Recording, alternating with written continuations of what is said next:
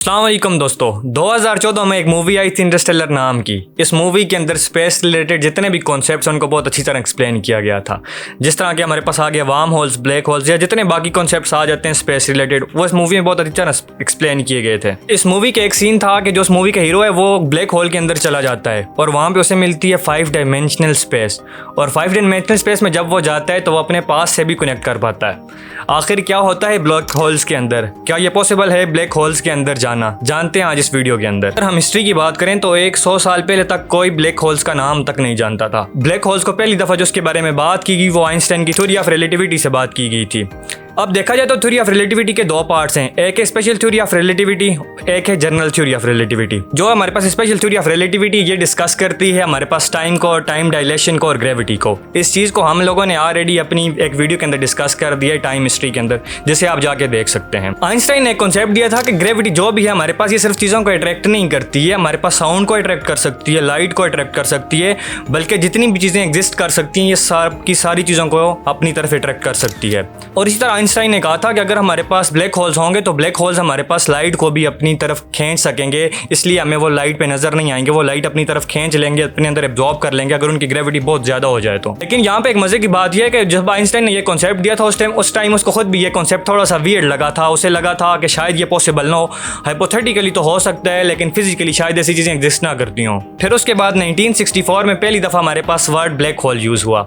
ये वर्ड 1964 में एक मैगजीन के अंदर यूज़ हुआ था और उसके बाद 1967 के बाद ये वर्ड ज़बान ज़देआम हो गया। उसके बाद ये वर्ड का यूज़ होने लगा कॉमन जगहों पर। ये जो ब्लैक होल का वर्ड है ये बड़ा कंफ्यूजिंग वर्ड है। हमें ऐसे लगता है कि एक ब्लैक होल होगा जिसके अंदर शायद कोई सुराख होगा, तो इसके अंदर ऐसा जिस तरह का कुछ भी नहीं होता। इसको आप समझ लें इस तरह से कि जो भी हमारे पास स्टार्स होते हैं, जैसे हमारे पास सन एक स्टार है, उसके अंदर दो फोर्सेज होती हैं, एक न्यूक्लियर फोर्स आ जाती है और एक ग्रेविटेशनल फोर्स आ जाती है। न्यूक्लियर फोर्स से पुल करती है बाहर की तरफ और जो हमारे पास ग्रेविटेशनल फोर्स होती है वो से पुल करती है अंदर की तरफ। और इसी तरह हमारे पास कोई भी स्टार अपनी ज़िंदगी में इक्विलिब्रियम बनाए रखता है न्यूक्लियर फोर्स के अंदर और ग्रेविटेशनल फोर्स के अंदर। लेकिन ये जो उसके अंदर फ्यूल होता है ये हमारे पास स्टार्स के अंदर हमेशा तो नहीं रहेगा, आखिर कभी ना कभी तो जाके ख़त्म हो जाएगा। लाइक सन के अंदर जो हमारे पास हाइड्रोजन या हीलियम इस तरह के फ्यूल्स होते हैं ये किसी न किसी टाइम पे तो जाके ख़त्म हो जाएंगे। आखिर उसके बाद क्या होगा, उसके बाद डिसाइड होता है ब्लैक होल्स के बारे में। देखें जितने भी हमारे पास स्टार्स होते हैं इसमें दो तरह के स्टार्स आ जाते हैं। एक हमारे पास एवरेज स्टार्स होते हैं, छोटे स्टार्स, और एक सुपर मैसिव स्टार्स होते हैं। जो छोटे स्टार्स होते हैं जब इनका लाइफ टाइम ख़त्म हो जाता है, इनका फ्यूल ख़त्म हो जाता है, तो ये हमारे पास वाइट डार्क के अंदर कन्वर्ट हो जाते हैं।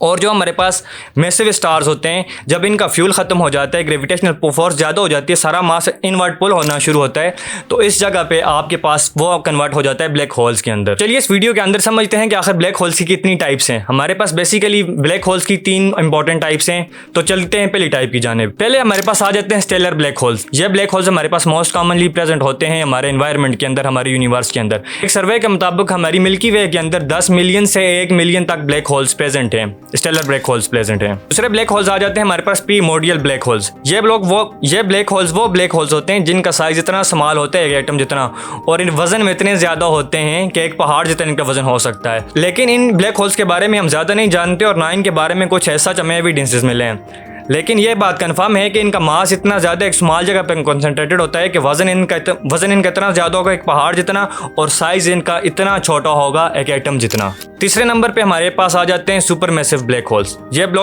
ब्लैक होल्स वो ब्लैक होल्स होते हैं जो हमारे पास बहुत ही बड़े होते हैं। सबसे ज़्यादा एक्स्ट्रा लार्ज साइज अगर किसी को होगा तो वो हमारे पास इन सुपर मैसिव ब्लैक होल्स का होगा। इन ब्लैक होल्स का 1 मिलियन सूरज जब हमारे पास ख़त्म हो गए तब जाके सुपर मैसिव ब्लैक होल बनेगा। अगर हम वीडियो कंक्लूड करें तो आज के दिन में हम ब्लैक होल्स के बारे में सिर्फ और सिर्फ एक बात जानते हैं कि हमारे पास सिर्फ और सिर्फ आज के दिन तक ब्लैक होल्स की सिर्फ एक तस्वीर है। उसके अलावा हमारे पास हम श्योरली नहीं कह सकते कि उसके अंदर क्या एग्जिस्ट करता है, उसके अंदर 5 डायमेंशनल स्पेस है या क्या है, उसके बारे में हम कुछ जान नहीं सकते। हाइपोथेटिकली बात हो सकती है, जिस तरह ऑलरेडी मैंने आपको स्टार्ट में बताया था मूवी के अंदर बात हुई है, लेकिन उसके बारे में आप प्रैक्टिकली कोई भी बात नहीं कह सकते। सिवाय एक इमेज एक देख लें 2019 में जो हमारे पास ली गई थी, ये ब्लैक होल्स की एक इमेज है। इसके अलावा और हमारे पास ब्लैक होल्स के बारे में इंफॉर्मेशन नहीं है। यह भी कहा जाता है कि अगर आप ब्लैक होल्स के पास चले जाएंगे तो आप टाइम को डायलेट कर सकते हैं, टाइम में पीछे जा सकते हैं, टाइम में आगे जा सकते हैं, क्योंकि ग्रेविटी हमारे पास सिर्फ चीज़ों को इफेक्ट नहीं करती, टाइम को इफेक्ट करती है, बाकी सारी चीज़ों को भी इफेक्ट करती है। जितनी हमारे पास किसी चीज़ की ग्रेविटी ज़्यादा होगी उतना ही उसके पास टाइम स्लो हो जाएगा। तो आप इस बारे में क्या सोचते हैं, कमेंट सेक्शन में हमें ज़रूर आगाह कीजिएगा।